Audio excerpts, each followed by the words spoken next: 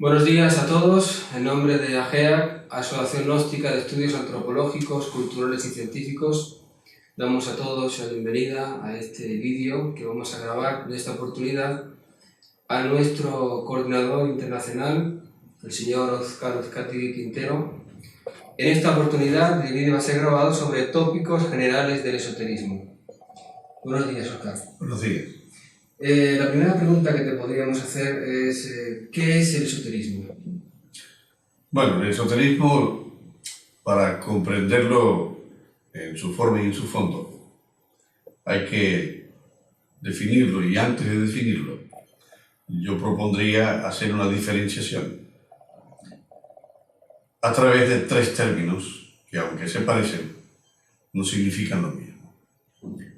Hay que definir lo que es exotérico, con X, hay que definir lo que es mesotérico y hay que definir lo que es realmente esotérico. En lo exotérico está incluido pues todo lo que realiza la humanidad, pues sin ningún fondo ni trasfondo espiritual ni fenoménico. Exotérico pues es el trabajo de todos los días. Exotérica es una olimpiada. Todas las actividades humanas que son comunes y corrientes son de carácter exotérico. Lo mesotérico es lo que ya tiene un tinte de exoterismo con un tinte liviano de esoterismo. Así, por ejemplo, una misa de una iglesia cualquiera que sea es algo mesotérico. La parte mesotérica es la parte social del acto que reúne a las personas y que permite que haya un intercambio de sociabilidad entre los asistentes, y la parte esotérica muy light, diríamos, está constituida por el rito de la misa en sí mismo. Pero es un rito que es público y que simplemente da una información de carácter religioso al público presente, pero que no marca una pauta de trabajo interior que conlleve, por ejemplo, a lo que es la autorrealización. En cambio, el esoterismo, con ese auténtico, es algo que conlleva un fin serio, un fin profundo. ¿Cuál sería? Pues la autorrealización. Es algo que tiene un método de trabajo definido, unas pautas, unas disciplinas explicadas didácticamente y dialécticamente para producir en el hombre o en la mujer el milagro de la autorrealización íntima o la integración con el ser. Ese sería el verdadero esoterismo. ¿Y cuándo comenzó realmente el esoterismo? Bueno, si nosotros buscáramos los orígenes del esoterismo, los más remotos, pues eso francamente nos catapulta a las primeras razas que existieron sobre la faz de la Tierra, en aquellos días en que el hombre era imagen y semejanza de su propio creador. El hombre era un Elohim que caminaba sobre la faz de la Tierra con todas sus posibilidades internas desarrolladas. Era el Adán Kadmon de la cábala hebrea, que era a su vez derivado del Adán Ha-Rishon, que también comentan los textos cabalísticos hebraicos. Ese hombre, diríamos, gnósticamente hablando, era un hombre Dios, un hombre con todos los poderes que le permitían conectarse con lo infinitamente grande o el macrocosmos, como comprender lo infinitamente pequeño, lo atómico, lo electrónico. Era el hombre aquel que tenía el verbo encarnado, era él mismo, en sí mismo, el esoterismo viviente.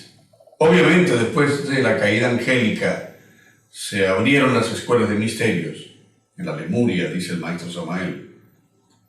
Fueron abiertas por un gran iniciado que en los manuscritos más arcaicos que se conocen se le menciona con el nombre sagrado de Sanat Kumara. Él fue el fundador de lo que llamamos hoy en día la Gran Logia Blanca en nuestro mundo. Y él entonces extrajo consigo mismo una comisión sagrada. Y tanto él como esa comisión implantaron sistemas de regeneración para todos aquellos individuos que habían perdido su cualidad sagrada, aquellos individuos sagrados que habían caído, hablando en términos de maestría, pudieron recuperar su estatus divinal gracias al establecimiento del Sagrado Colegio de Iniciados de la Gran Logia Blanca. A partir de allí, se dice que más tarde, cuando estas escuelas de misterios se cerraron, quedaron trozos del esoterismo que hoy nosotros comentamos a través de la Gnosis en una conferencia que se titula Los Cuatro Caminos. Entonces allí estudiamos los restos de fakirismo que se derivaron del antiguo camino esotérico original. Allí están también los restos del camino del monje, que fue el camino que cogieron muchas personas para establecer monasterios y conventos, disciplinas de carácter ascético, pero que no han dado el fruto que se esperaba. También está el camino del yogi, el camino que busca en el ser humano la reconquista de poderes, o de chidis, como lo llaman los hindustanes. Y finalmente se habla de un cuarto camino, que es el camino del hombre astuto, que implica la combinación inteligente del camino del monje, del camino del yogi y del camino del fakirismo, inteligentemente utilizados. Esto quedó formado de este modo, repito, cuando las escuelas de misterio se cerraron con la llegada del Kali Yuga. Antes de que el Kali Yuga se cirniese sobre la humanidad, o la Edad Negra tomase, digamos, su lugar en medio del género humano, existieron escuelas muy sagradas, la escuela pitagórica, la escuela alejandrina, la escuela griega, la escuela egipcia, los misterios egipcios de Hermes Trismegisto, los misterios de Babilonia, los misterios de Asiria, los misterios de la Orden del Dragón Amarillo en la antigua China, los misterios tibetanos, los misterios de los mayas en Centroamérica, de los aztecas y hasta de los incas, de los antiguos olmecas, antecesores de los aztecas.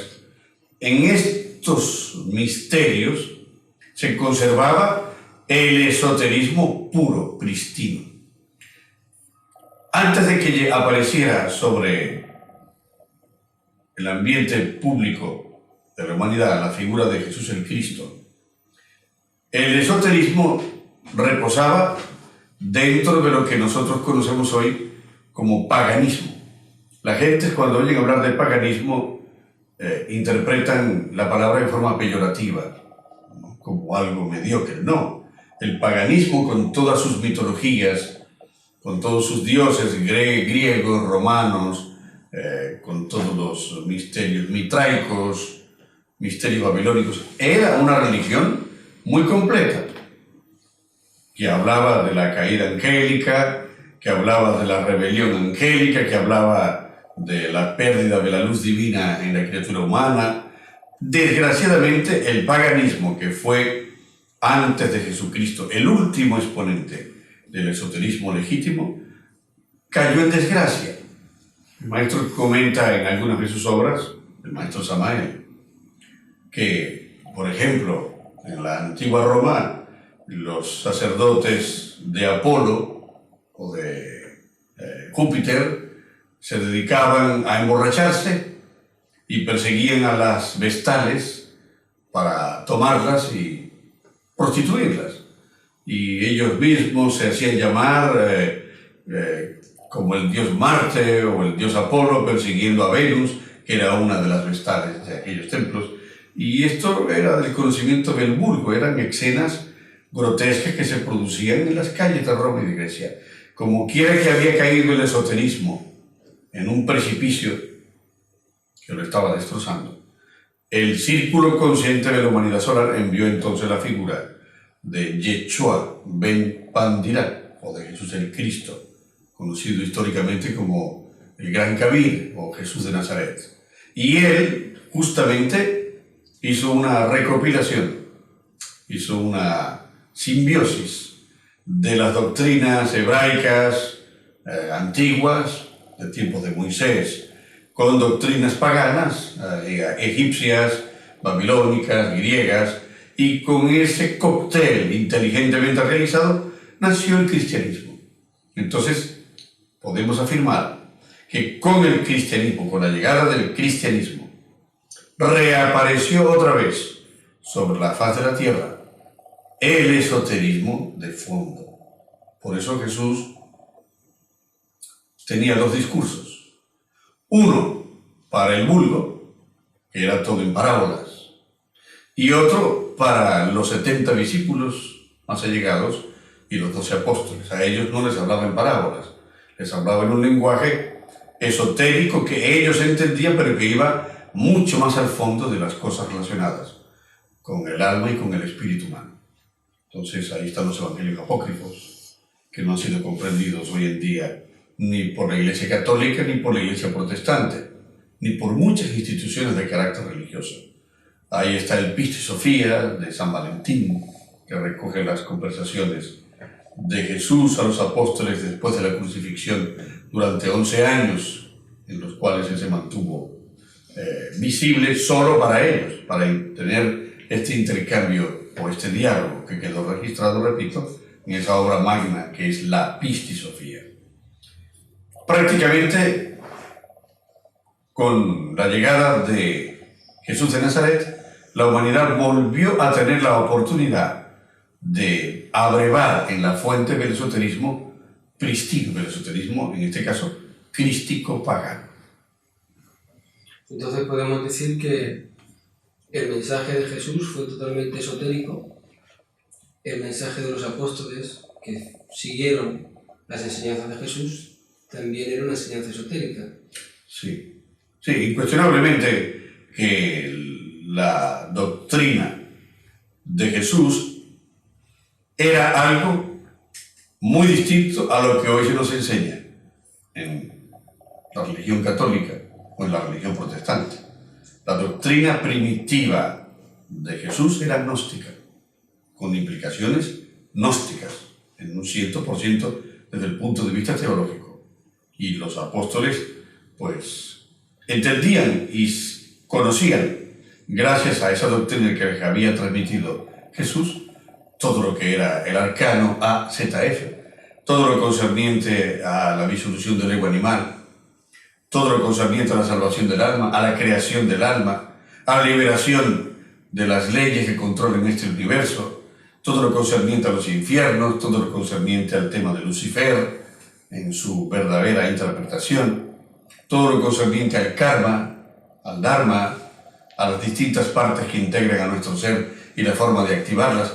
Todo aquello era la riqueza por la que los apóstoles se entregaron en cuerpo y alma, y por eso no les importó para nada a muchos de ellos ofrendar su propia vida en un cadalso, como Pablo, que murió guillotinado, como Pedro, que murió crucificado en Roma con la cabeza hacia abajo, como los primeros mártires del cristianismo como San Sebastián, etc. Todos ellos fueron a la muerte, yo diría que con un conocimiento total de que el mundo este de aquí, que nosotros amamos tanto gracias a nuestros egos, era mayábico, era ilusorio, y que el verdadero mundo era el que ellos habían experimentado justamente gracias a las prácticas y a los sistemas esotéricos que Jesús, enhorabuena, les había explicado y demostrado.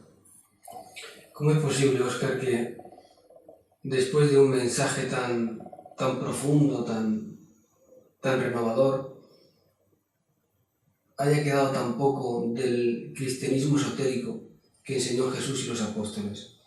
¿Cómo es posible que hoy en nuestros días, lo que se conoce del catolicismo sea una cosa tan superficial, tan tan elemental, tan básica, que no enseña realmente todo el mensaje que Jesús nos dejó a través de su doctrina. Sí, hay que decir que la conducta de la humanidad es pendular, es una ley, y siempre ha sucedido que cuando un hombre se autorrealiza a fondo y como fruto de esa autorrealización establece un credo o un camino para que otros también consigan el mismo objetivo, existe la tendencia mecánica de, pasado un tiempo, comenzar a desvirtuar ese credo y esa doctrina.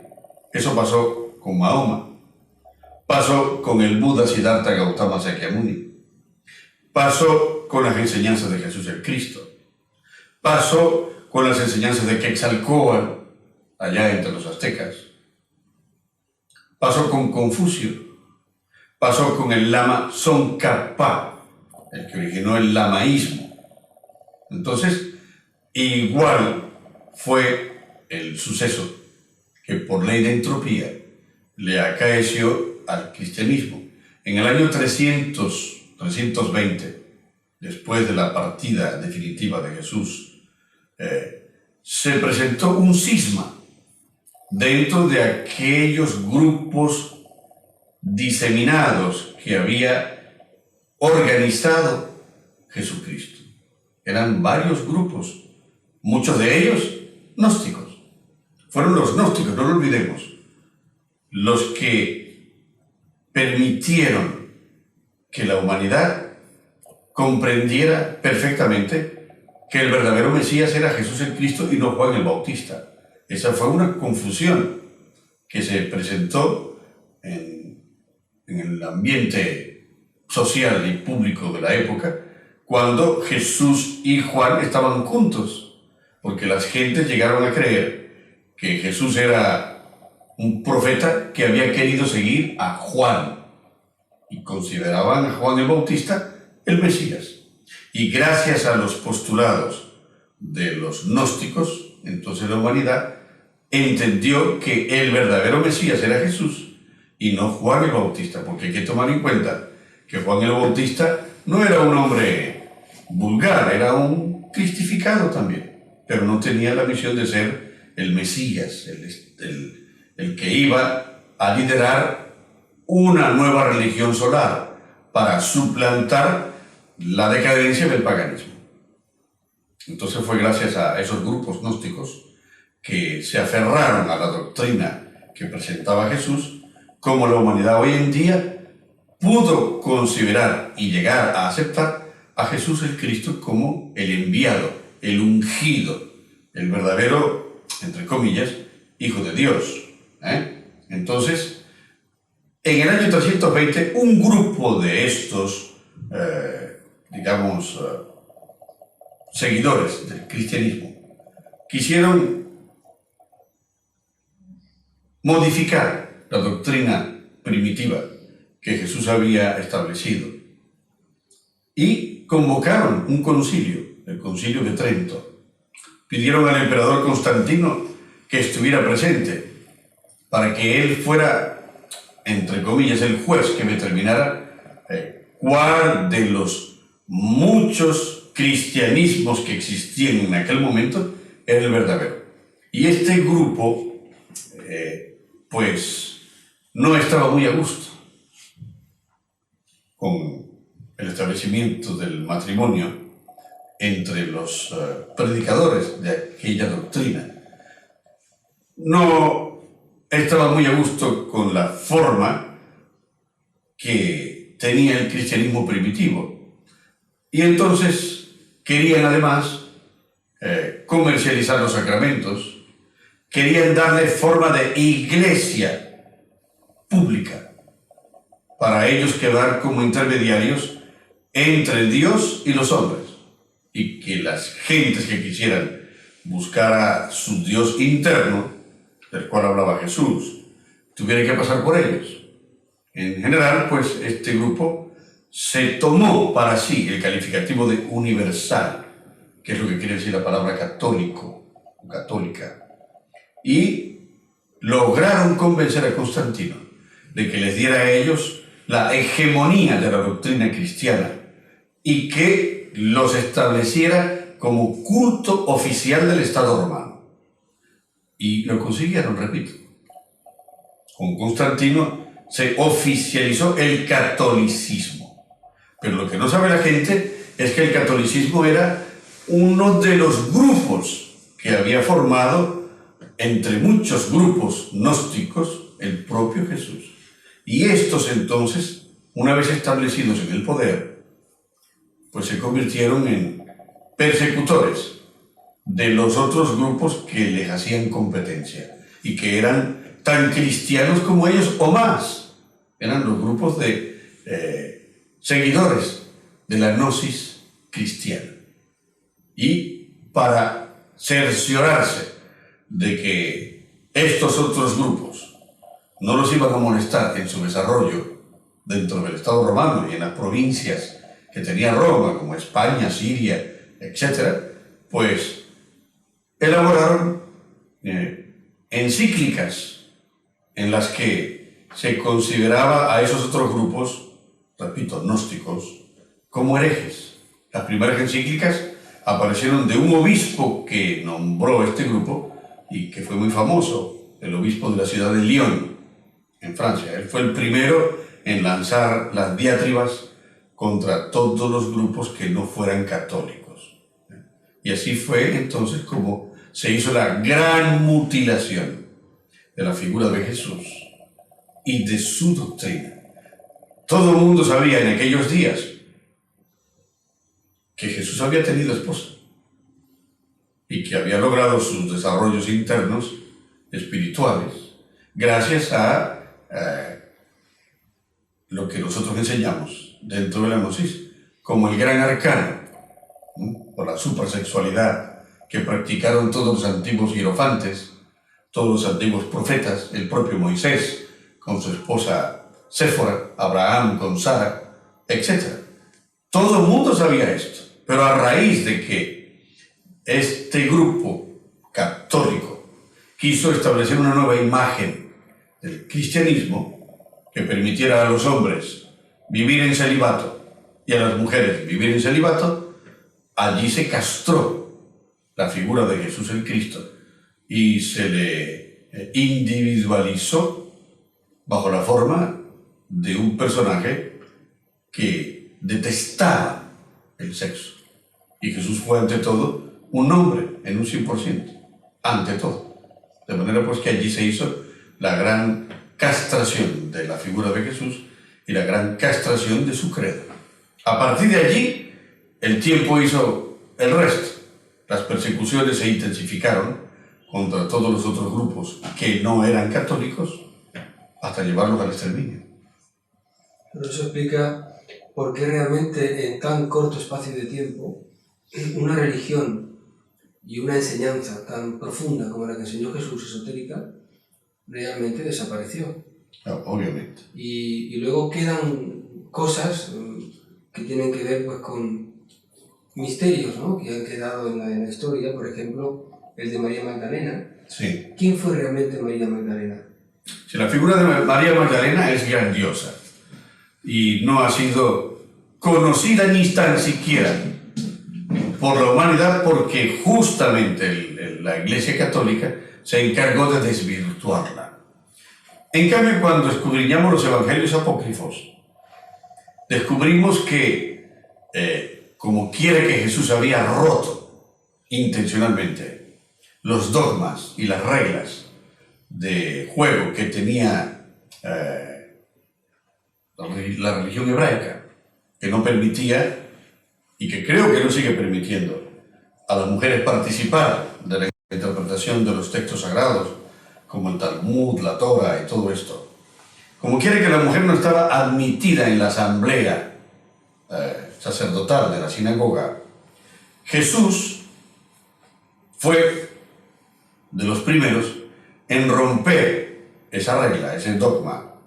Y el propio apóstol Felipe, en su evangelio apócrifo, llamado El secreto de la recámara nupcial, explica que Jesús aceptaba a María Magdalena en los cónclaves que tenía con los apóstoles, en las reuniones secretas. Y esto no era del agrado ni de Pedro, ni de los otros apóstoles, porque no olvidemos que los discípulos de Jesús eran hebreos antes de abrazar el cristianismo, en su religión original. Y Felipe explica el enojo de Pedro de que Jesús, a causa de que Jesús aceptara a María Magdalena en aquellos cónclaves. Y el propio apóstol Felipe narra que cuando iban entrando a la sala de las reuniones, Jesús depositaba un beso en la frente a cada uno de los apóstoles cuando entraban en aquel salón. En cambio, a María Magdalena la besaba en la boca. Y una vez Pedro dijo: ¿pero por qué tú dejas entrar a María a estas reuniones? Y Jesús le dijo en parábola: porque yo la estoy haciendo hombre. Claro, esto quería decir, en términos esotéricos, que Jesús la estaba regenerando a ella a través del Cristo íntimo de María Magdalena. La estaba levantando como el Cristo íntimo levanta a cualquier hombre también.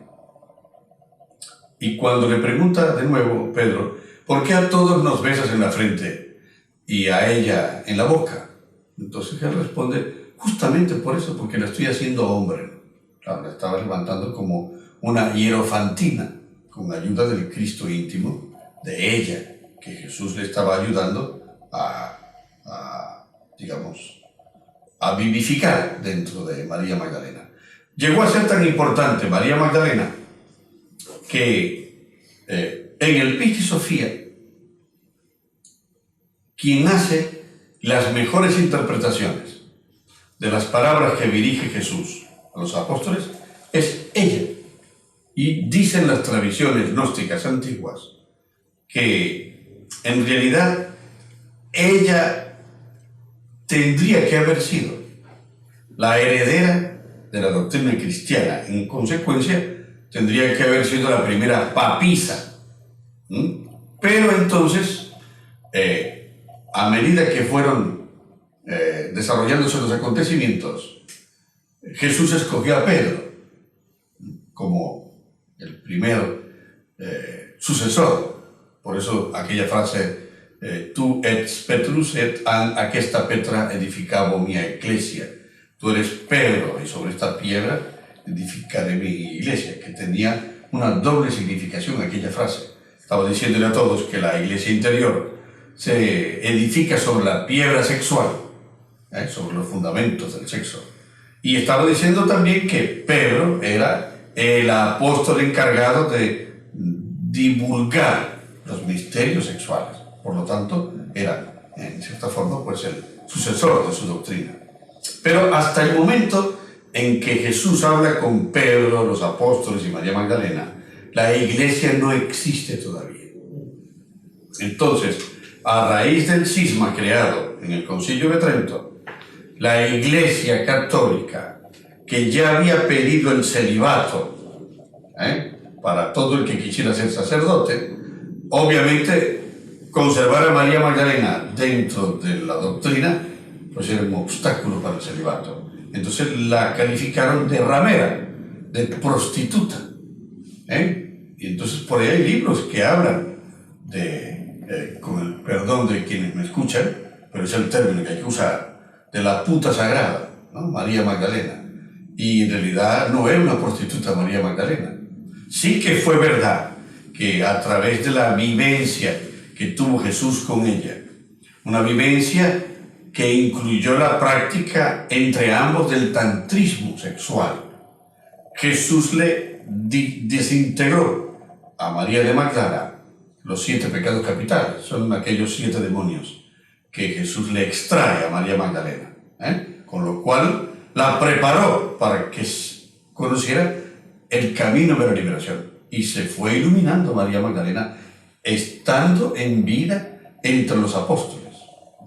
Y justamente cuando Jesús desaparece de la escena, María de Magdala es una de las que acompaña a la persona llamada José de Arimatea, que traía el cáliz con la sangre de Jesús después de la crucifixión y después de la resurrección. Él conservó aquel cáliz en secreto. Y venía José de Arimatea, María de Magdala, Lázaro, a quien Jesús había resucitado, y Marta, la hermana de Lázaro. Este cortejo llega al puerto de Marsella, en Francia. Después se van a un lugar llamado Puerto de Santa María. Y de allí, María de Magdala pasa a una caverna que se conoce hoy en día en Francia con el nombre de Santa Bomba. Allí ya los estaban esperando a esta comitiva los sacerdotes druidas, sacerdotes de los celtas, que eran hombres solares y que sabían que esta comitiva sagrada venía. Y fueron los sacerdotes druidas los que llevaron a María de Magdala a esa caverna, a esa cueva de Santa Bomba, y velaban por ella. Las esposas de estos sacerdotes eran las únicas autorizadas a subir a esa enorme montaña en cuya cima se encuentra la cueva o gruta de Santa Bomba. Ningún hombre podía subir allí. Se comenta que Jesús el Cristo visitaba a María de Magdala en aquellos aposentos utilizando lo que esotéricamente nosotros en la noche llamamos estado de ginas, que es la técnica para transportar el cuerpo a través de la cuarta dimensión y aparecer en cualquier sitio con el cuerpo de carne y hueso. Y así fue como él continuó desarrollando en María de Magdala todos los misterios de la cristificación.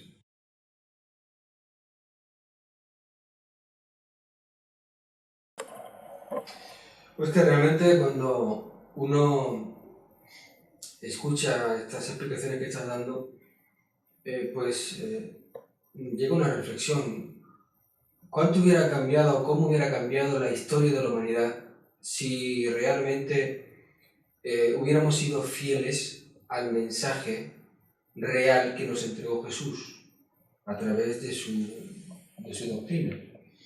Todo esto que estás comentando de María Magdalena y de los apóstoles, pues es muy interesante. Realmente, Óscar, se comenta que María Magdalena estaba embarazada de Jesús y cuando llegó aquí a las costas francesas, venía embarazada de un hijo de Jesús. ¿Esto es cierto, real? Sí. Bueno, voy a responder a tus dos preguntas, porque hay dos en una. Efectivamente, la humanidad tendría hoy en día otro orden de cosas si el cristianismo no se hubiese adulterado. Ejemplo, la doctrina que entregaba Jesús es una doctrina que aceptaba el animismo. Esto quiere decir que todo está animado en la creación.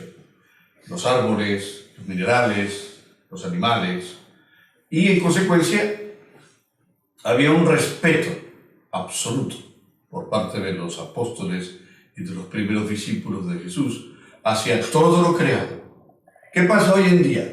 Que la Iglesia Católica nunca nos enseñó que los árboles, los arbustos, las plantas son vehículos físicos de almas que están evolucionando para llegar un día al estado humano, sino que se le considera algo simplemente orgánico, biológico, que crece así porque sí, como lo dice la doctrina materialista, y por eso el hombre irrespeta el medio ambiente, irrespeta los océanos, vertiendo productos químicos que matan la vida de aquellos grandes depósitos de agua, irrespeta el aire, que lo hemos contaminado, irrespeta las capas protectoras de la Tierra, como el ozono, que lo hemos perforado, y respeta pues todo, porque mientras no se le explica al ser humano que la naturaleza entera, con todo lo que ella contiene, razas humanas y con todo lo que contiene como criaturas en el reino mineral, vegetal y animal,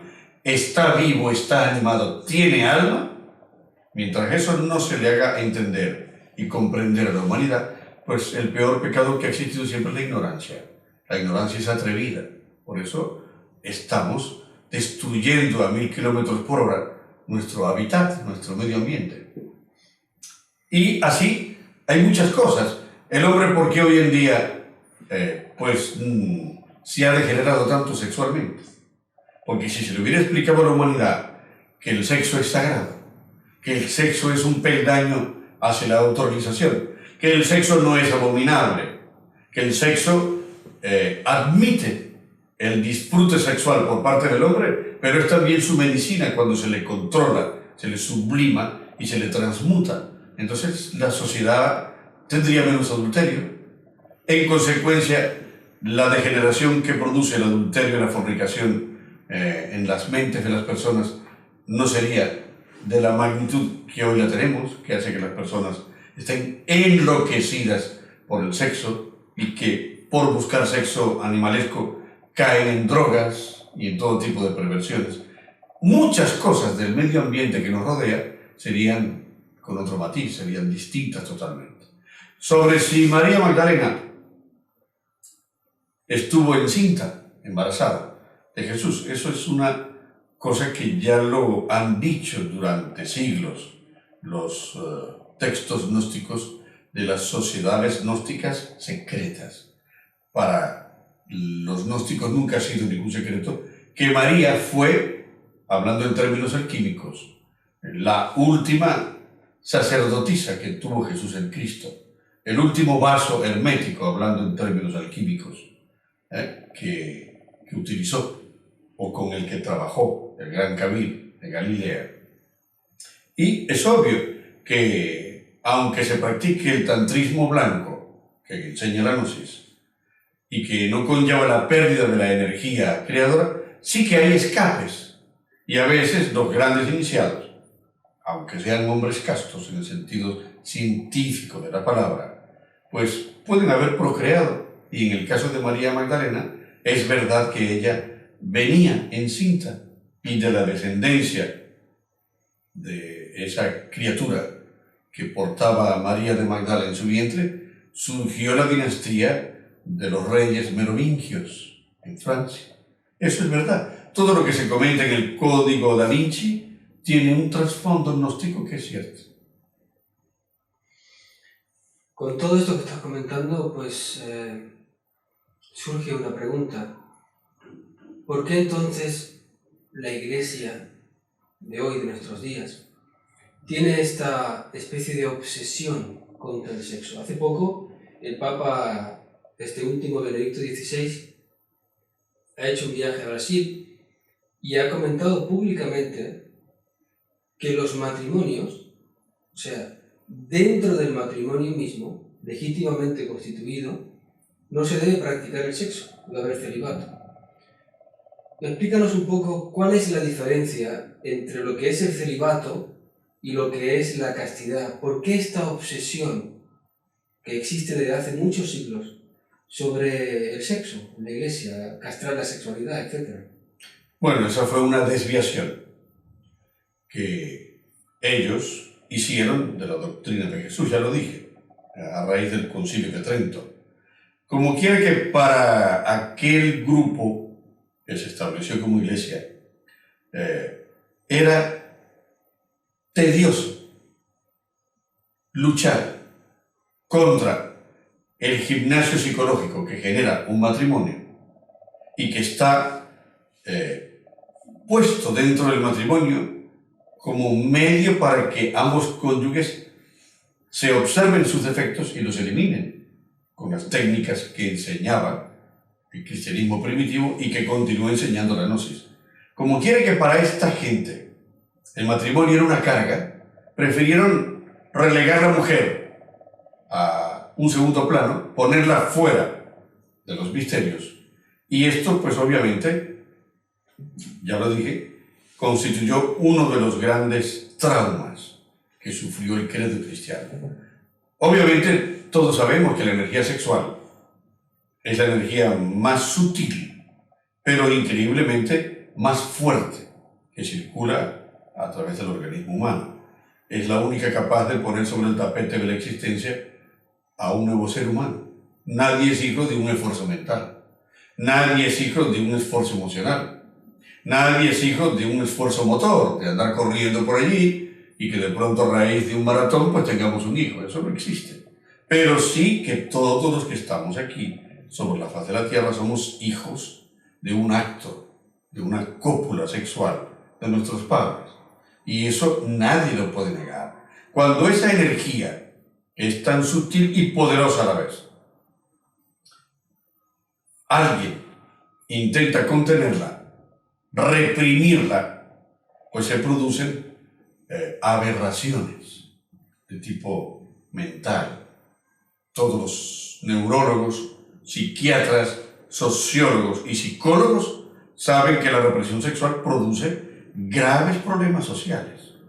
Y obviamente la Iglesia católica, en este caso, ha traído gravísimos problemas sociales con sus imprecaciones contra el sexo, que se desarrollaron desde el Concilio de Trento en aquellos días, durante toda la Edad Media, y aún hoy se sigue, digamos, llevando a cabo esa anatemización de la sexualidad. Y eso obviamente es un absurdo, porque la verdadera castidad no es la abstención sexual, que es lo que explican los prelados católicos, y que es una aberración. La castidad científica es la transmutación de esa energía. La energía es susceptible de transformaciones, lo demostró Einstein con su ecuación de la energía es igual a la masa por la velocidad de la luz al cuadrado. La energía se puede volver masa, la masa se puede convertir en energía. El organismo humano tiene sistemas para que, mediante métodos, él mismo sublime la energía creadora en otro tipo de energía mucho más superior. Y esto hace, curiosamente, al ser humano más fuerte a nivel glandular, más fuerte físicamente, pero además, y esto es lo más grandioso, la misma energía que nos ha traído al mundo, sublimada atómicamente, elevada a otra octava de funcionamiento, entonces nos fabrica lo que nosotros llamamos en Gnosis los vehículos siderales, vehículos atómicos con los cuales el ser humano puede viajar por otras dimensiones, por el mundo astral, el mundo mental, el mundo causal, etc. Óscar, ¿se conoce alguna otra reencarnación de Jesús en la tierra? Sí, de la que tuvo Jesús fue el antiguo Josué, que nos menciona la Biblia, aquel que era brazo derecho de Moisés. Jesús fue en aquellos tiempos Josué. Óscar, ¿y cuándo se puede decir que dejó de existir el esoterismo a nivel público? Bueno, hay que decir que a raíz de aquella excisión que existió en el esoterismo primitivo que Jesús había enseñado como consecuencia del Concilio de Trento, los que seguían siendo portadores del esoterismo primitivo gnóstico cristiano no les quedó más remedio que refugiarse en sociedades secretas, sociedades secretas que perduraron hasta la tardía Edad Media. A partir de allí podemos afirmar que el esoterismo genuino desapareció del ambiente público justamente porque ya había cogido muchísima fuerza la Iglesia Católica y se encargó sistemáticamente de ir eliminando de todos los lugares de Europa pues estas sociedades secretas que fueron perseguidas y exterminadas. Entonces, podríamos decir que el esoterismo genuino empezó ya a desaparecer por allá por los años del 1400, que fue cuando ya las últimas auténticas sociedades secretas gnósticas pudieron actuar. Es impresionante ver cómo a través de la historia ha habido pues sociedades que han sido realmente pues muy castigadas y siempre ha sido pues por el fanatismo del catolicismo, de la Iglesia, ¿no? Por ejemplo, ¿qué nos puedes comentar de los cátaros, de los templarios, de los masones?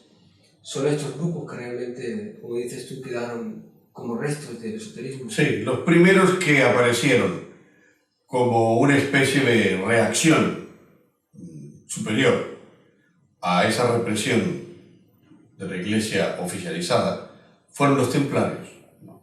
Que crearon una sociedad que tenía dos caras, una cara visible y una cara oculta, donde se practicaba el esoterismo crístico que la Iglesia había rechazado o que había mutilado. Entonces los templarios o caballeros del Temple tenían por lema la reconstrucción del Templo de Jerusalén. Las gentes interpretan esto a la letra muerta y piensan que los templarios querían volver a reconstruir el Templo de Salomón. Pero todo aquello en realidad era metafórico, se trataba de reconstruir el templo interior del hombre a través de las enseñanzas que ellos seguían poseyendo. El sello de los templarios, curiosamente, estaba constituido por un caballero cabalgando con su mujer, con lo cual pues ellos ya dejaban a la posteridad de que el camino de regreso a la autorrealización pasaba por el matrimonio. Hay muchas leyendas que atribuyen a los templarios cosas verdaderamente absurdas, como que ellos en reacción a la Iglesia obligaban al neófito que ingresaba en la orden a escupir sobre un crucifijo, a pisotear un crucifijo. Todo eso es invento del catolicismo. Eso jamás sucedió. Los templarios eran súper respetuosos de la figura de Jesús el Cristo y de la Virgen, que veneraban en sus ritos secretos la imagen del macho cabrío como símbolo de la fuerza luciférica. Es cierto, pero eso no significa que no venerasen a la figura de Jesús, pero sí que entendían que el misterio del Bafometo es un misterio gnóstico que Jesús había explicado, el mito de Lucifer, que la Iglesia luego distorsionó, porque el mito de Lucifer era justamente el que englobaba toda la explicación de lo que el ser humano tenía que hacer con la fuerza sexual. Por eso lo deformaron todo.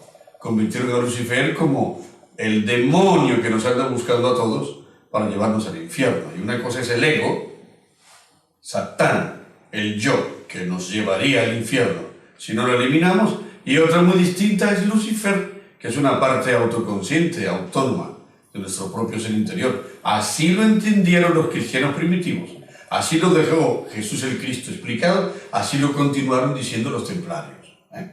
Bueno, después de los templarios, los herederos fueron los francmasones. La francmasonería continuó con la gnosis cristiano primitiva y la forma de ellos manifestar su ideología sin ser quemados en la hoguera inquisitorial que ya había establecido la Iglesia en toda Europa, fue agrupándose como sociedades de picapedreros. Entonces, en las catedrales que ellos fabricaban, picando la piedra, iban dejando los símbolos del paganismo cristiano y del cristianismo pagano allí, en los relieves que observamos en estas catedrales, en las figuras que sobresalen de los muros de esas catedrales, en los símbolos y signos que están dentro de esas catedrales. Allí estaba en secreto encerrada la gnosis, el cristianismo primitivo. Por eso las catedrales góticas son una mezcla de mitología pagana con cosas cristianas. Tan pronto vemos en una iglesia, en una catedral gótica, una sirena, un dragón, como tan pronto vemos al lado de una sirena a la Virgen o a Santiago Apóstol, y esto la gente no lo entiende, ¿no? Parece una feria, pero en realidad las catedrales góticas son libros hechos en piedra que tenían que resistir el tiempo y los siglos para que la humanidad, interesada en investigar, pudiera encontrar un punto de referencia. Y lo han encontrado, ¿no? Por eso hay tantos libros que hoy en día existen sobre el misterio de las catedrales, que es una de las obras magníficas de un gran adepto autorrealizado que se llama Fulcanelli. Después de los francmasones aparecieron los rosacruces, hacer florecer la rosa del alma en la cruz de la iniciación, era el lema de aquellos gnósticos rosacruces, que ellos conocieron también los tres factores de la revolución de la conciencia. En aquellos tiempos, es cierto. Después, cuando, ya he dicho, llegó la tardía Edad Media, aquellas escuelas se cerraron. Y otros, como Valentín André, o Valentín Andreae, por allá en el 1500, quisieron resucitar ese cristianismo secreto gnóstico y creó la antigua fraternidad gnóstica Rosacruz, con un panfleto que circuló por allí, por Europa, por aquí, en Francia, en Praga. Pero entonces ya no fue lo mismo, ya eran sociedades que conservaban su carácter secreto, con vestimentas simbólicas, pero ya no tenían las claves de la gnosis. ¿Qué nos puedes decir de Jacques de Molay? Jacques de Molay fue el último de los maestros templarios. Jacques de Molay era un hombre autorrealizado, era un hombre solar y fue cogido por la policía inquisitorial católica, apostólica, romana, y a orillas del Sena, en Francia, en París, fue quemado. Pero Jacques de Molay hizo, antes de que lo quemaran, una profecía. Y dijo a sus verdugos: vosotros y todos los que me habéis condenado y toda vuestra generación morirán después de mi muerte en forma trágica. Justamente Felipe el Hermoso, que había ayudado a la captura de Jacques de Molay, fue uno de los primeros en morir después de Jacques de Molay. Sus verdugos murieron a los días. El obispo que lo había condenado murió también en forma trágica. Y la generación de todas estas gentes fueron desapareciendo en forma trágica. Con lo cual, pues, las palabras de aquel gran maestro del temple, Jacques de Molay, se cumplieron porque era un hombre despierto. Óscar, y quizás te voy a hacer una pregunta un poco comprometida. ¿Cuál es la causa secreta por cual la Iglesia ha perseguido y exterminado a todos estos grupos gnósticos esotéricos? Bueno, la causa secreta hay que buscarla en algunos factores. Por ejemplo, el deseo de poder. La Iglesia siempre ha estado aliada al poder público, al poder político. La primera alianza que hicieron fue con Constantino. Y con cada uno de los reyes que gobernaban los reinos de Europa en la Edad Media, ellos se fueron casando, ¿no? Hablando en forma vulgar, diríamos, como dice un escritor colombiano, Fernando Vallejo, que dice que la Iglesia se ha comportado a través de los siglos como una prostituta que se fue acostando con el jefe de turno de la política en cada país, ¿no? En cada reino. Ellos se fueron casando con el que tenía más poder. Y actualmente todo el mundo sabe que la Iglesia es uno de los poderes sociales, ¿no? Así como está el poder ejecutivo, legislativo, judicial, el cuarto poder, que es la prensa. Ellos son el cuarto o el quinto poder social, ¿no? Entonces, el ansia de poder se comió a este gremio. Unido al ansia de poder, pues la codicia. Ellos acumularon todos los tesoros que tenían los francmasones, los rosacruces, los templarios. Cuando les quemaron sus templos, sus propiedades, hicieron saqueo y acumulación de tesoros. Y hoy en día, para nadie es ningún secreto que existe el famoso tesoro del Vaticano, que Juan Pablo I, aquel papa que eliminaron porque no convenía, justamente este papa había denunciado la vergüenza de la Iglesia Católica de querer luchar contra la pobreza, y ellos eran los que tenían uno de los tesoros más grandes del mundo, en lugar de poner ese tesoro al servicio de la pobreza de la humanidad. Se arreglarían muchos males. Muchas iglesias conservan en sus propias estructuras salones donde se exhiben tesoros de esa iglesia o de esa catedral. Aquí mismo en Gerona, donde estamos realizando este vídeo, está la Catedral de Gerona y los turistas pueden visitar el tesoro de la catedral. Está integrado por enormes piezas talladas en oro. Cuando se descubrió en América los primeros depositarios de las riquezas de los templos que fueron saqueados por los españoles, en México, en Perú, en toda Centroamérica y Sudamérica, los primeros destinatarios de ese saqueo fueron los miembros de la Iglesia Católica. Esos kilos de oro que venían en los galeones españoles iban a parar al Vaticano, iban a parar a determinadas sedes episcopales y allí se les destinaba a los quehaceres de la Iglesia.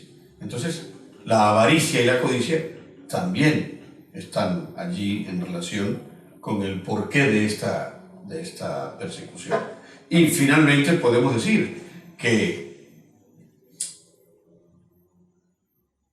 el hábito de imponer dogmas, que es algo que lleva en su sangre la Iglesia, fue otro de los factores. Ellos son intolerantes en un 100%.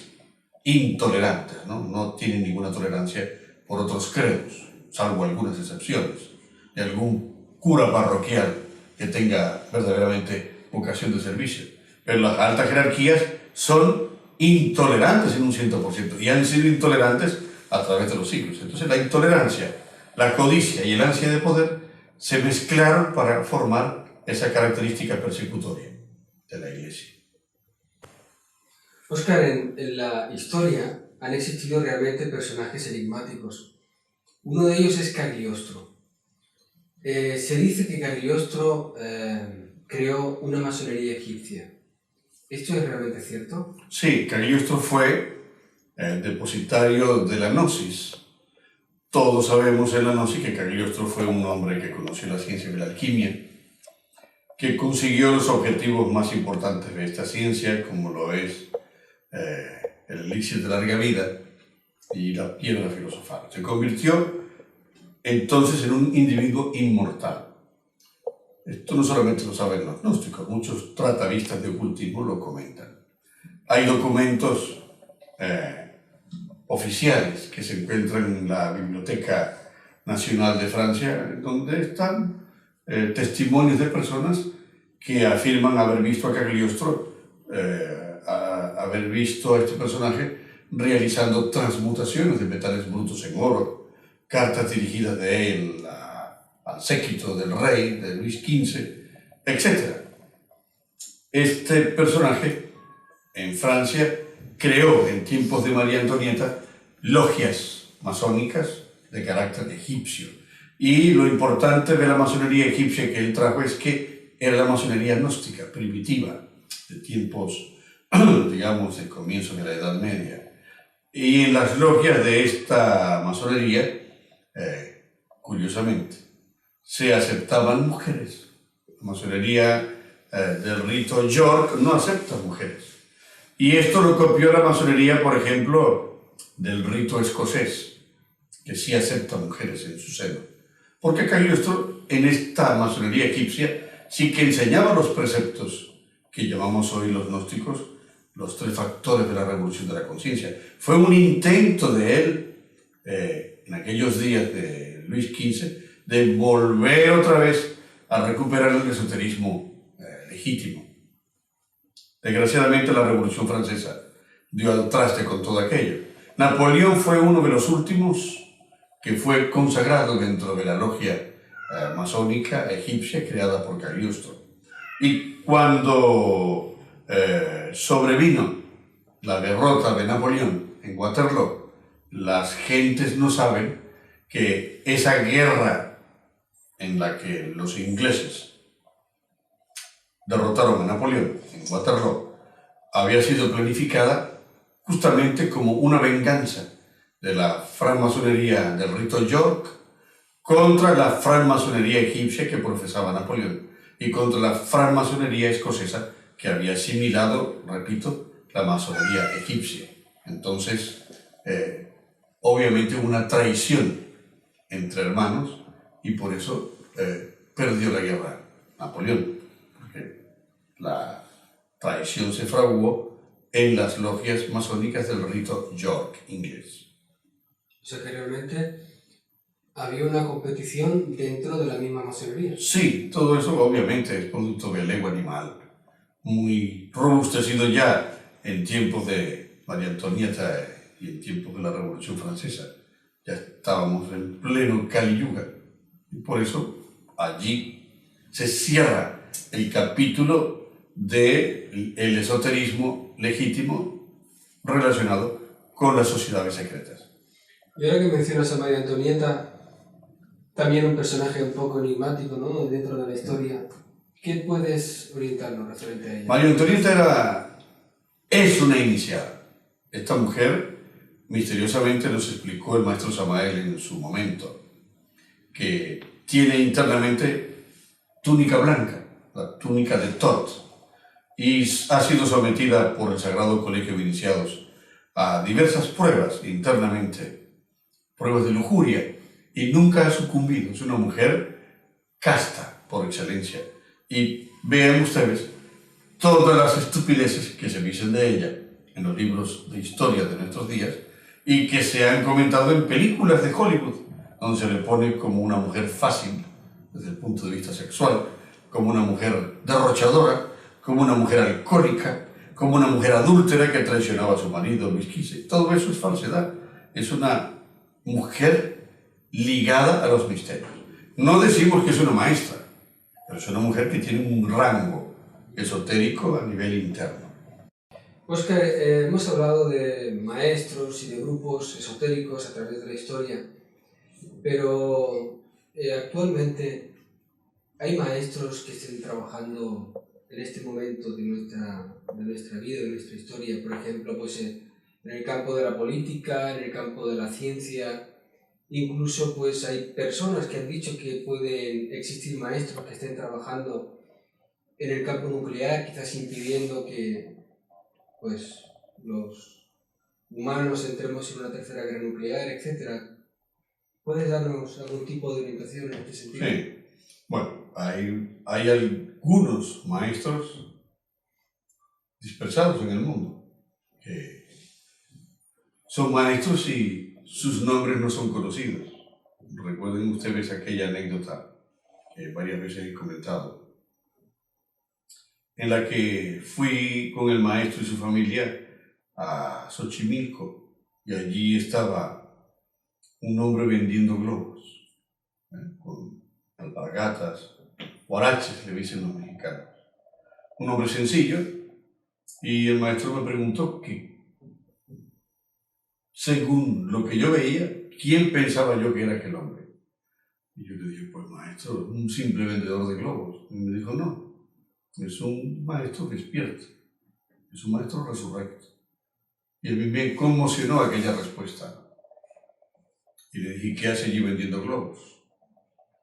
El maestro me contestó con otra pregunta, ¿no? Me dijo, ¿acaso es un delito vender globos? Yo dije, no, no lo digo por los globos, pero ¿qué misión está cumpliendo allí, ¿no? Si lo que está haciendo es vender globos? Y él me contestó que estaba esperando el momento preciso para entrar en acción y cumplir su misión. Mientras tanto vendía globos. Claro, esto me hizo pensar en aquel momento, y continúo pensando igual, que hay muchos individuos sagrados dispersos en distintos lugares de nuestro mundo, trabajando en secreto, en silencio. Tienen ustedes ahí a Fulcanelli. Fulcanelli es un físico nuclear, científico, que se autorrealizó a fondo y que desapareció de la escena pública. Nunca se supo a dónde fue. Algunos dicen que lo secuestró el KGB, otros dicen que lo secuestró la CIA, pero eso en realidad no tiene un fundamento sólido. El hecho es que él culminó la gran obra y desapareció. Estos individuos sagrados sirven a la Logia Blanca en su forma silenciosa de trabajar.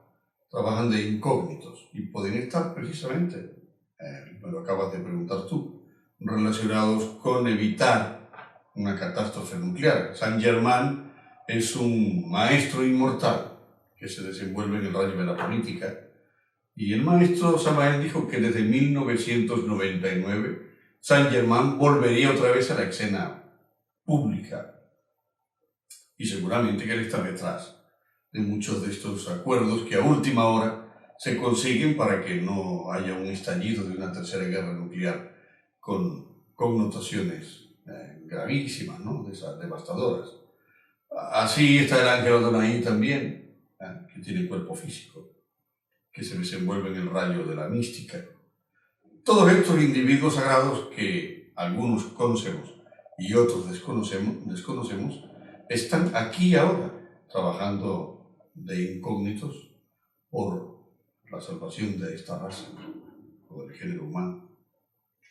Y, por ejemplo, presidentes, jefes de Estado, que sean maestros, iniciados, ¿se conoce alguno? Eso ya es más difícil, porque la magistratura política obligaría a iniciados que estuvieran desempeñándose como jefes de Estado a pactar cosas que ellos no aceptarían nunca pactar, a mover cosas que ellos nunca se atreverían a mover, a proclamar y aceptar leyes que son antidivinas muchas veces, ¿no? Como la ley de los abortos y todas estas cosas.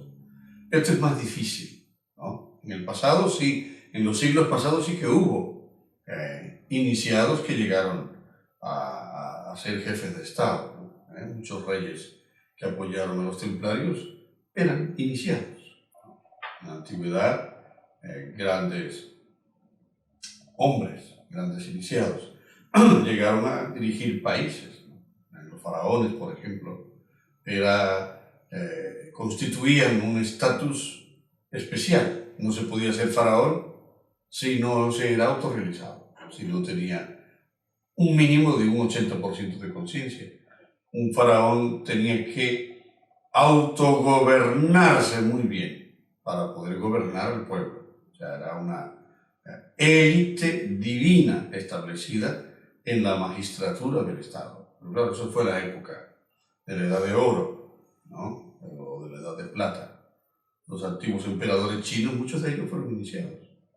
Los primeros rectores del Tíbet eran todos reencarnaciones auténticas.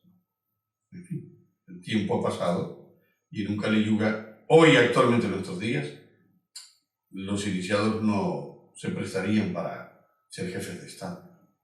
¿Y el Dalai Lama? El Dalai Lama es una excepción. Él es el jefe del Estado tibetano, pero en el exilio, porque los chinos, al haber invadido el Tíbet, pues le impiden a él ejercer su función de presidente del Estado teocrático del Tíbet. El Dalai Lama es un hombre solar, es decir, tiene sus vehículos internos fabricados. El Dalai Lama es un iniciado que conoce el camino, pero él se desenvuelve dentro de la vía nirvánica. No pretendamos los gnósticos encontrar en el Dalai Lama una tendencia como la del maestro Samael, que cogió la vía directa. Ustedes escucharán declaraciones del Dalai Lama, a veces con tintes nirvánicos, ¿no? Hace poco lo entrevistaron y le preguntaron cosas sobre qué opinaba él de la competición como medio de estímulo en el ambiente social de la humanidad. Y él dijo, sí, la competición es muy importante, ¿no? Para que el hombre desarrolle ambiciones. Si no tiene ambiciones, pues se muere. Eso es falso, porque nosotros sabemos que la ambición es un yo y que el espíritu competitivo es una forma más de la expresión del yo. El maestro dice que hay que cambiar la ambición por la vocación, y el estado competitivo por el anhelo de servir desinteresadamente a la humanidad. Justamente el estado competitivo y la ambición han convertido a la sociedad humana en capitalista. Y el capitalismo y el comunismo son las dos caras de una misma moneda fatídica. Entonces, estas cosas son las que diferencian a un adepto de la vía directa de un adepto de la vía nirvánica. Un adepto de la vía nirvánica tiene, digamos, un límite, en cierta forma, en el desarrollo de su conciencia. Un adepto de la vía directa puede desarrollar al 100% su conciencia. Eso es ahí la diferencia. Ahora que estamos en la parte oriental del mundo, existe un personaje que siempre ha llamado mucho la atención y ha estado siempre envuelto en un halo de misterio. Me refiero a Gengis Khan. ¿Qué podrías tú decirnos referente a su obra, existió realmente? Sí, existió y la historia lo registra, ¿no? Temujin se llamaba él y pasó a ser llamado Gengis Khan, soberano de todo el pueblo mongol. Curiosamente, Kukulkan entre los mayas era el hombre serpiente, ¿no? Gengis Khan englobaba un poco también esta connotación, esta denominación, un hombre sabio. Gengis Khan fue en su tiempo un bodhisattva caído, que a pesar de que estaba caído estuvo rodeado de individuos sabios, individuos despiertos. Gracias a eso pudo realizar su gran revolución social para unificar las tribus mongoles que se disputaban entre sí y que se desangraban entre ellas mismas. Él las unificó y las llevó a convertir en un imperio, el imperio mongol, el imperio de Gengis Khan, que se extendió hasta Europa y por todo el Asia. Fue Gengis Khan el que estableció justamente lo que hoy llamamos el título de Dalai Lama en el Tíbet. Fue él quien estableció esa jerarquía. En aquel tiempo, en términos mongoles, se llamaba Kundum, el gran lama, el Dalai Lama. Y fue él el que estableció, repito, esa trayectoria en el lamaísmo tibetano, esa jerarquía. Esa leyenda de que era un tirano, un salvaje, un déspota que hacía todo tipo de crímenes. Eso no es cierto. Es obvio que en una guerra de expansión como la que hizo Mongolia a través de Gengis Khan, claro que hay atrocidades, hay masacres, es lo que sucede en las batallas, pero que por instinto, por naturaleza, él fuera un hombre cruel y un sanguinario, eso no es cierto. Eso es la leyenda que se va creando en torno a la vida a veces de grandes personajes, como dijimos hace rato. Todo lo que se comenta históricamente de María Antonieta es mentira, pero así también, al lado de muchos hombres, se crean leyendas bonitas y también se crean leyendas urbanas de tipo macabro. También existe en el México antiguo, ¿no? Azteca y tolteca, la creencia por algunos antropólogos de que Kukulcán, Quetzalcóatl eran más bien mitos que no personas, seres, ¿no? Maestros. ¿Qué nos puedes tú decir referente a ellos? No, de mitología hubo, la mitología azteca existió, era la religión o teogonía de los aztecas. La mitología maya también existió, continúa existiendo. Pero de allí a que Quetzalcóatl o Kukulcán sean un mito, eso es falso. Quetzalcóatl existió. Era un hombre blanco, barbado, que había venido del este. ¿Qué quedaba al este de México? La Atlántida. O sea, Quetzalcóatl fue un descendiente atlante, que se allegó en aquellas peregrinaciones que mandaba el Manú Basbata, el bíblico Noé, para colonizar nuevas tierras. Él se allegó a lo que es hoy el Golfo de México. Y allí empezó a crear su religión, la religión de sus antepasados, los toltecas, que eran atlantes puros. Él fue un hombre autorrealizado y fue quien creó la religión azteca, que se cayó durante los primeros periodos de la civilización azteca. También es verdad.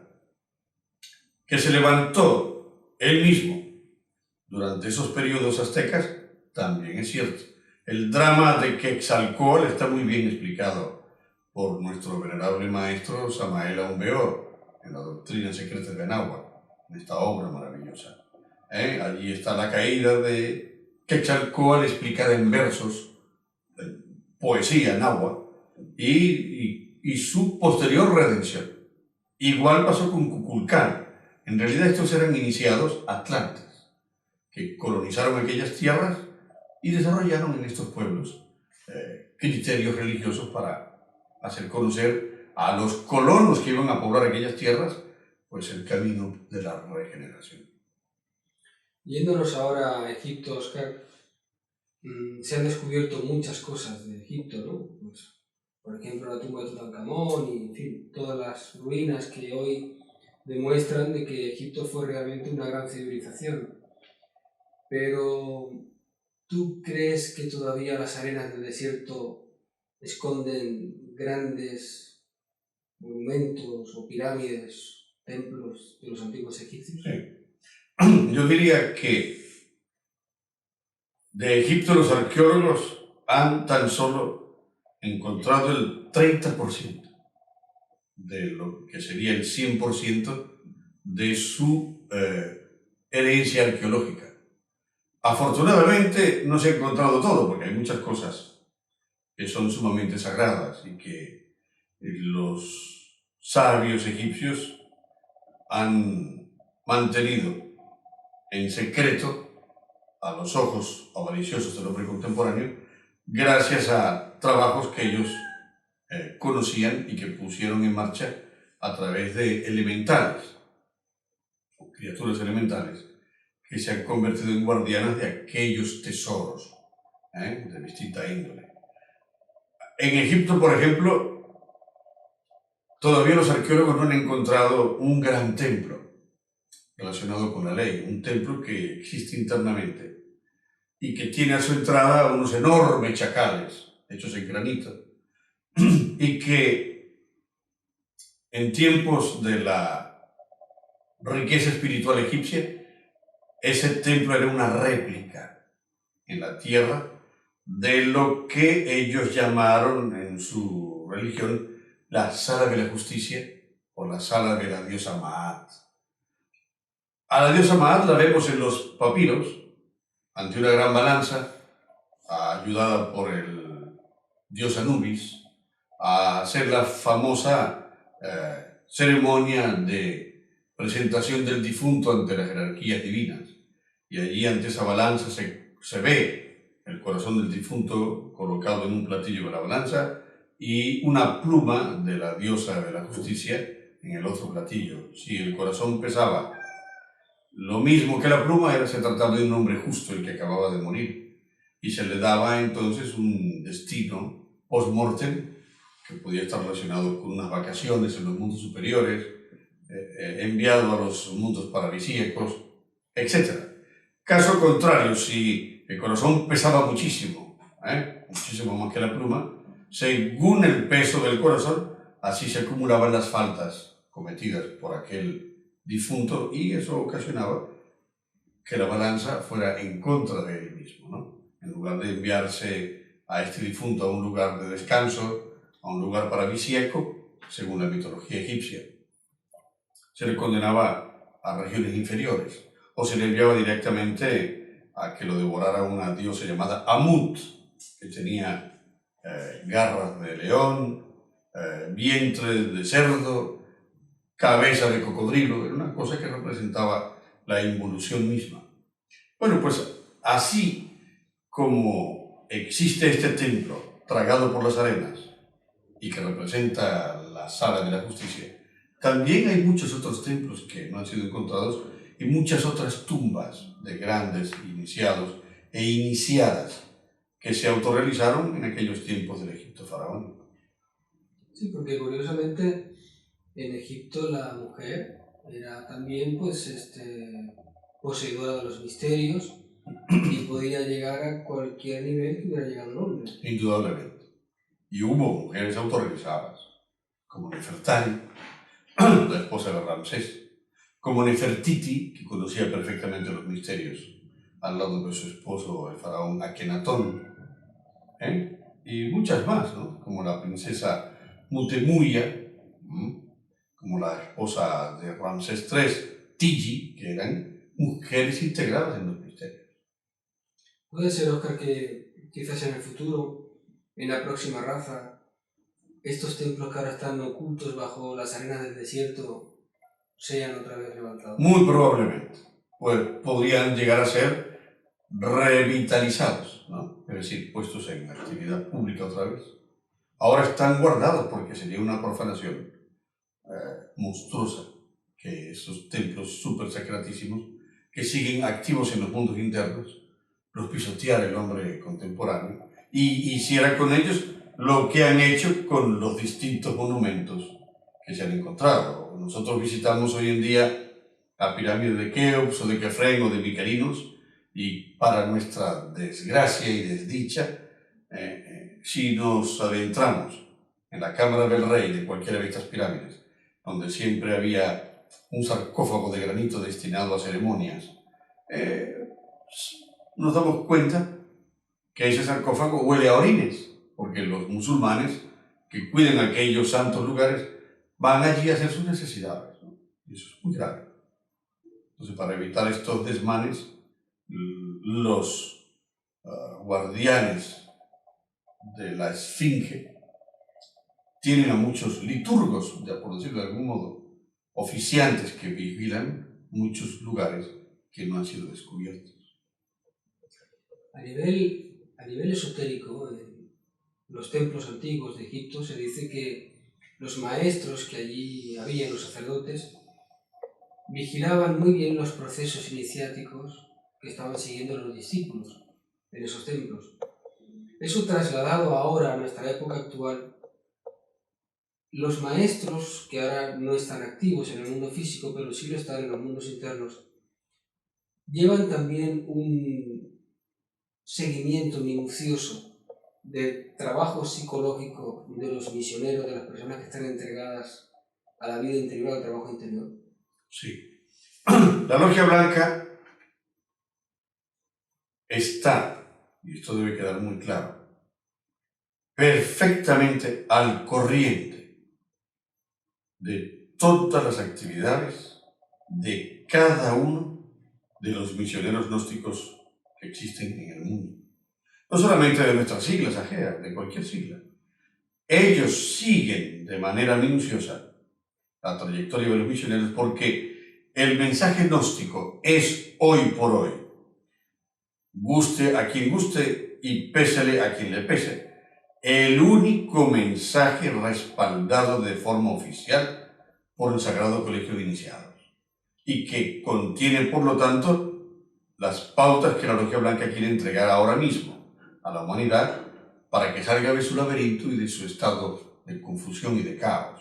Entonces, como quiera que es una doctrina viva, recientemente entregada a la humanidad por la batalla de Acuario, es algo que las jerarquías solares vigilan muy de cerca, y lo vigilan desde los mundos internos. Y, por ejemplo, hay maestros que están constantemente examinando el trabajo alquímico de los misioneros y misioneras. Esos maestros trabajan para la universidad adyánica que existe en los mundos internos. Y ellos saben de qué calidad tienen las aguas tal misionero, cómo marcha su trabajo alquímico, si lo hace bien, si lo hace mal. Si lo hace bien, lo ayudan a que sus aguas se blanqueen más rápidamente y reciban en consecuencia más rápido el fuego sagrado. Ellos llevan también control de la forma en que se realiza el trabajo psicológico dentro de las filas gnósticas por parte de los misioneros, premian al que está haciendo un trabajo de fondo correcto, lo estimulan, lo ponen en contacto con fuerzas divinas a nivel interno, lo ayudan en el desarrollo de sus chakras, etc. Lo protegen, lo libran de peligros. Nosotros estamos muy vigilados, sumamente vigilados. Y los maestros hacen este seguimiento porque aspiran a sacar del cuerpo misional maestros y maestras. Nosotros estamos aquí únicamente para dar la gnosis, estamos luchando por la creación de nuestra alma y por enaltecer nuestra alma a través de los procesos iniciáticos, para convertirnos en maestros y maestras del Mahabharata. Y ellos lo están observando, lo están siguiendo para que se consolide ese proyecto. A veces, Óscar, se cuesta entender cuando se habla de procesos iniciáticos, cuando se quiere trasladar lo que es la filosofía del camino a la vida práctica, cómo en los hechos diarios de la vida, o sea, el gimnasio que una persona puede tener en su casa, en su hogar, pues en el tráfico de una gran ciudad, en los pequeños detalles de la vida, pues se esté viviendo un proceso iniciático. Es decir, tú podrías darnos alguna orientación de estas cosas, porque a veces uno piensa que un proceso iniciático pues es algo muy grande que ocurre a una persona, quizás una muerte de alguien o una enfermedad, y sin embargo no nos damos cuenta a veces que en la vida diaria nos pasan muchas cosas que provocan estados internos que unidos unos a otros pues mueven quizás una serie de agregados o tendencias psicológicas. ¿Tú podrías darnos una orientación en este sentido para entender un poco más este proceso? Sí, con mucho gusto. Cada vez que los misioneros o misioneras hacen sus oraciones pidiendo a la Madre Muerte que los ayude a comprender tal yo, hacen sus oraciones durante los trabajos de alquimia, pidiendo las jerarquías divinas que los ayuden a comprender y a eliminar tales o cuales facetas del yo. Cada vez que nosotros hacemos esas prácticas, esas oraciones, somos escuchados. Y entonces, claro, ¿en dónde se va a preparar a una persona para la maestría? En el fragor de la vida, en el fragor del día a día de nuestra existencia.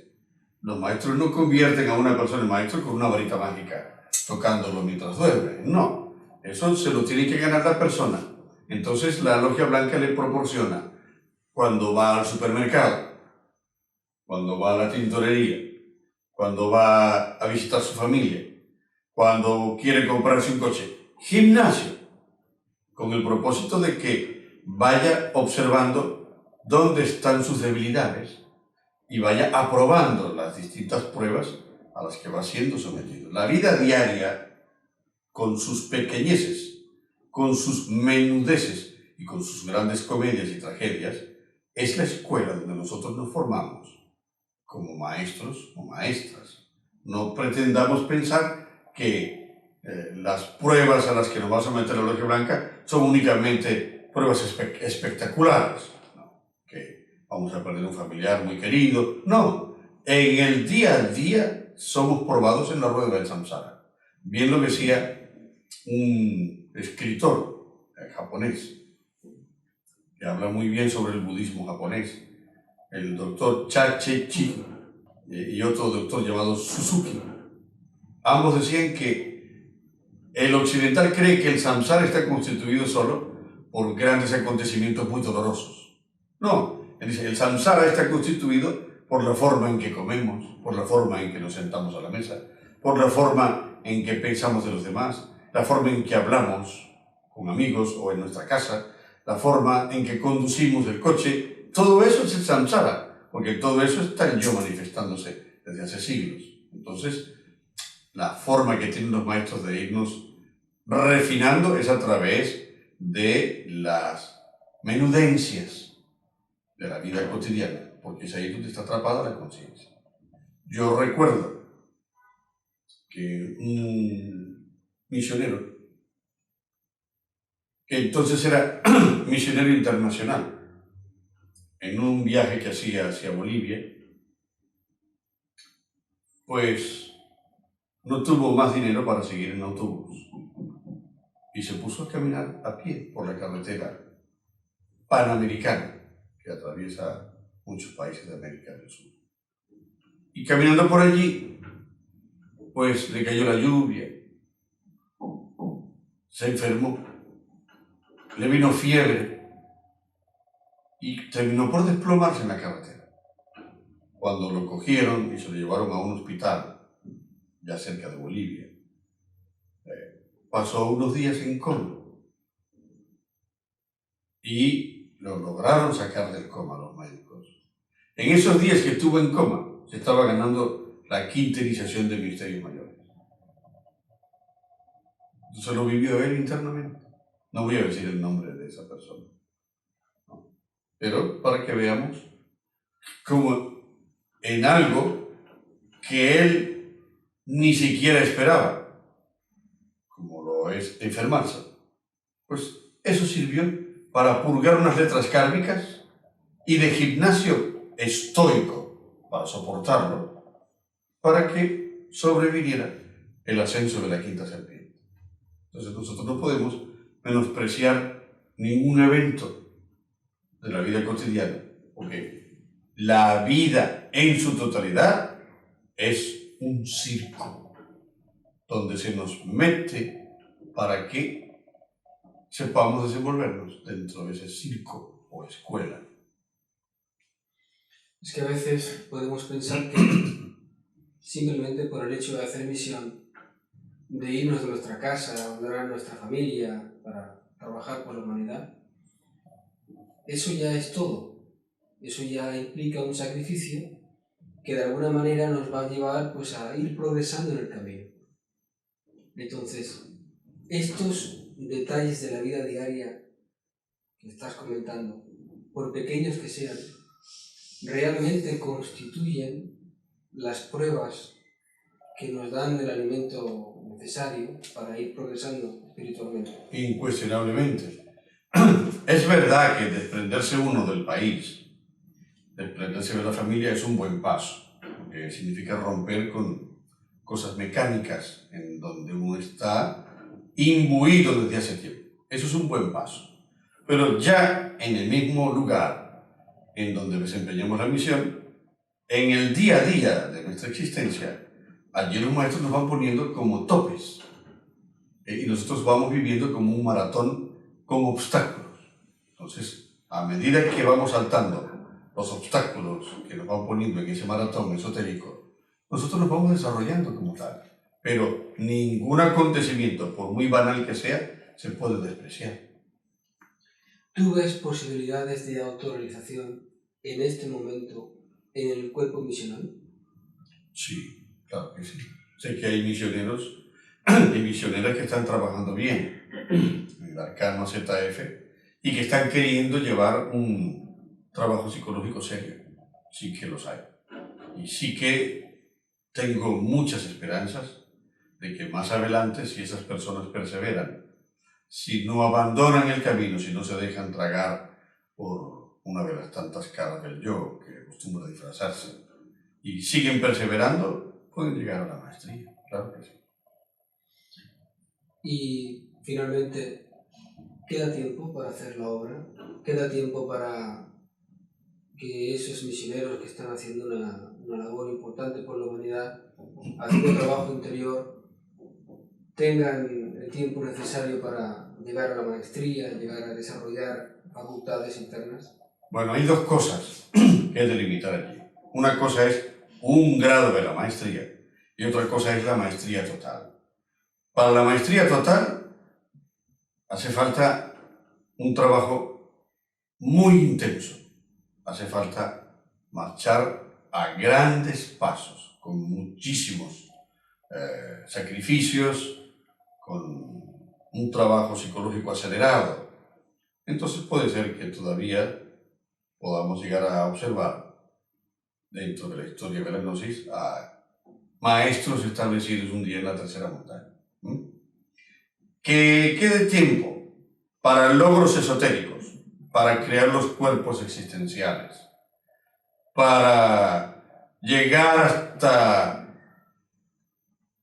la obtención de una quinta serpiente de misterios mayores. Hay más tiempo para eso. En total quedan para la humanidad, tomando en cuenta no llegar todavía al Catún 13 de los mayas, debe ser el año 2040, 2043. Quedan como unos 25 años de trabajo para luchar a fondo. Pero eso no significa que en esos 25 años no vamos a ver ya el preludio del Catún 13. Ya lo estamos viendo. Cada vez la naturaleza se revela más contra nosotros, contra el hombre. Entonces, estas cosas se van a ir intensificando hasta desembocar en el Catún 13 de los mayas, que son cataclismos en serie. Llegado ahí, habrá muy poco tiempo. pero todavía hay tiempo. Muy bien, pues en nombre de la Asociación Gnóstica de Estudios Antropológicos, Culturales y Científicos, en nombre de todos los misioneros de AGEA, te damos las gracias por estas explicaciones que a todos nos han dado mucha luz. Las gracias a todos los que están trabajando por el quinto evangelio, a todos los que están persiguiendo la expansión de esta sagrada enseñanza, a todos los misioneros y misioneras fieles al maestro Samael y a la Gran Logia Blanca, y fieles también a nuestra institución. A todos ellos un abrazo. Paz y bendición. Paz y bendición.